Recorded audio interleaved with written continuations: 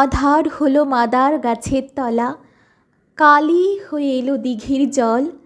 হাটের থেকে সবাই এলো ফিরে, মাঠের থেকে এলো চাষির দল।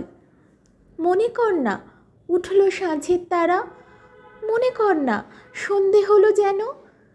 রাতের বেলা দুপুর যদি হয়, দুপুরবেলা রাত হবে না কেন? আজ সারাটি দিন রবীন্দ্রনাথের সঙ্গে কেটেছে।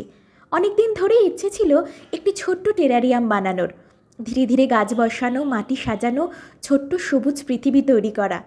ভিতরে যে ছোট্ট বাড়িটি দেখতে পাচ্ছেন, সেটি আমরা বেশ কয়েক বছর আগে শান্তিনিকেতন থেকেই নিয়ে এসেছিলাম।